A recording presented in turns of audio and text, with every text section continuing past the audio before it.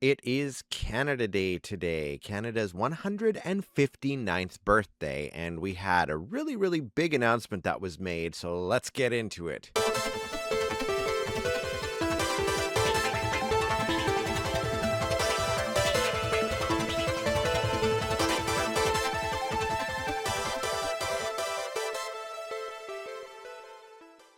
Hello, everybody. My name is Jeremy Androsoff, and this is Authentically Ridiculous.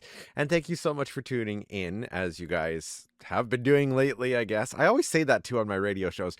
I'm ridiculous, and I hope that you are too. And today is Canada's 159th birthday. That's right, July 1st, 2026. And that is not the only thing that we're going to talk about today. There is a special announcement that was made that I'm like, I have to do a video for this. I'm inspired for it because this is exactly what I have been hoping for a little while now. Back in 2023, there was talk of Canada potentially joining the Eurovision Song Contest. And I think that we've been an associate member for a little while, kind of like Australia and so on. And for that to happen, for a country to take part, they have to have an invitation in order to do so, unless you are a full member of the EBU, or the European Broadcasting Union. Just a few days ago, Canada confirmed that we are now an official member of the European Broadcasting Union. I almost said Eurovision Broadcasting Union. European Broadcasting Union. And as such, the door was set for us to debut, and Mark Carney, our Prime Minister, today announced it's official. Canada is making its debut in the Eurovision Song Contest 2027 in Bulgaria. I am so excited about this, you guys. I have been dreaming of this moment. The other thing that is so exciting too is after they made the first announcement and stuff, there was a lot of speculation. All the fans were going online, and they're like, "Oh, Nickelback is gonna go," or "Oh, they're gonna send BB No Money," I think that's how you pronounce his name, or Carly Rae Jepsen, or Lorena McKinnon, or Justin Bieber, or Alanis Morissette, or Feist, or there's so many different Canadian big name artists. But let's not forget that Eurovision is a way for people that are lesser known to also get themselves out there. Canada's biggest Eurovision success story is Celine Dion, who at the time was kind of known in Quebec, having released some French music, but not to the level that she is now. She represented Switzerland in 1988 and won by 1 point for the song Ne partez pas sans moi. And people are like, "Oh, Celine's going to come back and represent Canada." Well, no, she is already doing a residency. It's her comeback performances in Paris during the same time as Eurovision, so it's very unlikely that that's going to happen. But what Mark Carney also said is that there's going to be a national final, and that's important for people like me because I can enter.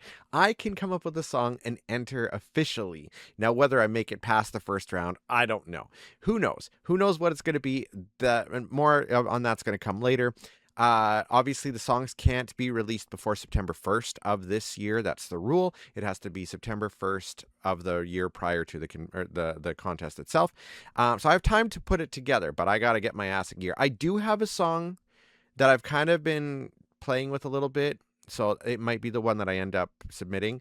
And normally I do my own mixing and stuff, and I'm not going to do that. I'm going to have a friend of mine do it. Someone I've worked with before. Her name is Sarah with Polarity Audio Works. Probably work with her. If I do end up having a song good enough for this. Now, I don't want to just submit anything random, like any random thing. I want it to be something that is I would consider deemed worthy of it, or to try with anyway. But I'm just so excited. Like, this is insane, you guys. Insane. Eurovision isn't really, or I should say Canadians aren't really that much of a stranger to Eurovision. We have had a lot of people that have performed for other countries over the years because we haven't been eligible yet. Obviously, I mentioned Celine Dion, but I have a list of a few others. Charisse Laurence represented Luxembourg in 1986, so a year before Celine was in there for Switzerland. Celine was in 88, so 2 years before that. Laura Fabian was also in 1988, same year as Celine, but she was representing Luxembourg. Annie Cotton representing Switzerland in 1993. Natasha St. Pierre representing France in 2001. Rika representing Switzerland in 2016. She has ties to the anime community, I believe, or the cosplay community, or both somehow. Catherine Duska representing Greece in 2019, and most recently, Lazara representing France with Évidemment in 2023, the same year that Loreen won for the second time. Lots of historic stuff. Loreen won she was the first woman to win for her country twice. Obviously, Johnny Logan was the first man to do it and first person to do it in the 80s. But last year, or I should say this year, technically 2026, Dara won for Bulgaria for the first time. So, that was historic there. And now Canada is creating history in next year by being the first country, not the first country, our first year entering our debut year. So, Loreen won in 2023. First trans person to win was Nemo in 2024. Out, I should say. JJ won for 2025 and became the first Filipino European singer to win for his country, Austria. My gosh.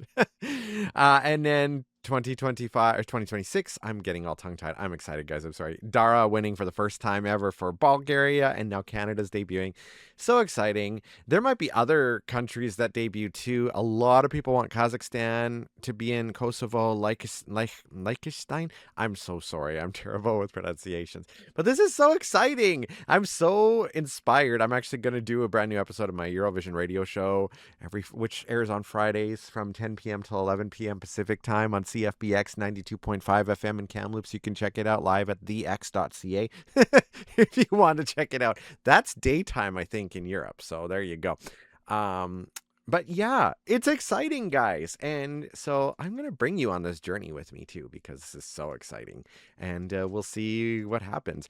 I have been in this fandom for a little while, so I am, quite familiar with the highs and the lows. I would love to get a chance to go and just experience everything, like all the rehearsals, the pre-parties, the post-parties, the performances leading up to stuff, the turquoise carpet.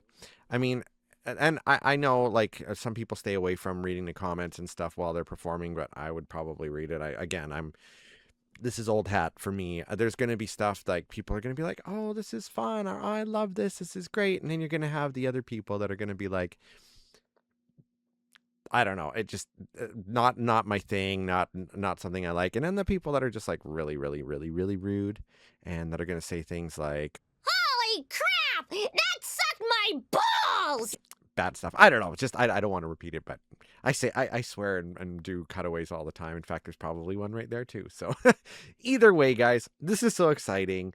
Eurovision Song Contest 2027, Canada's debut in our 160th birth year. That's right, 2027 will be our 160th anniversary.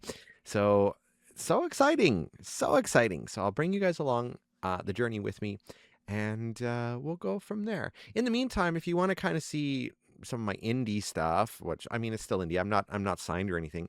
You can check out Spotify, Apple Music, Deezer, all that stuff. I'll put links in my description here to my main stuff. And then if you want to check out my songs, 3 of them have swearing in them.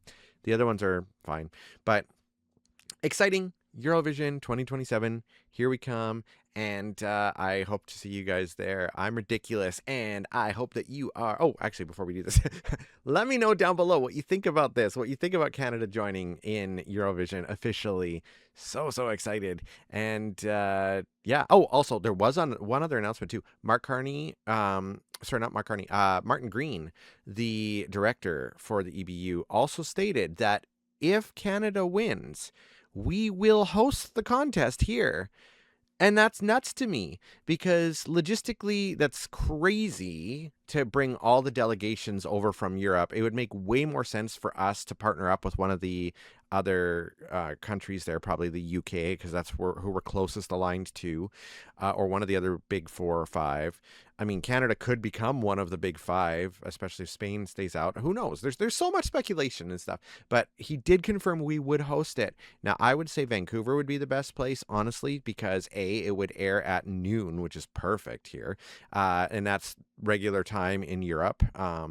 I think it starts at like 8 or 9 Central Eastern time, but 12 o'clock for us. That also, people are complaining online. They're like, oh, if you were to do that, then, think about the jet lag. Well, no, the artists get flown in 3 to 4 weeks ahead of time, and then there's rehearsals. So by the time semifinals and rehearsals come, the jet lag will be gone, long gone. So there's a lot of that stuff. I think Toronto and Calgary would be the other choices, or Montreal, but the weather, you just never know what to expect. It's way more volatile on the east. It doesn't usually snow in Vancouver in May. So I think Vancouver would be the best place for it, to be perfectly honest. We have the YVR International Airport. Everything's there that you need. It's a coastal city. It's beautiful. It's wonderful. So lots of hotels everywhere too. No matter where you go, it's going to be expensive for hotels and stuff in across Canada. But so very excited. Anyways, let me know down below what you guys think, and let's have some discussion, and I will let you know more as I find it out. And I am ridiculous, and I hope that you are too.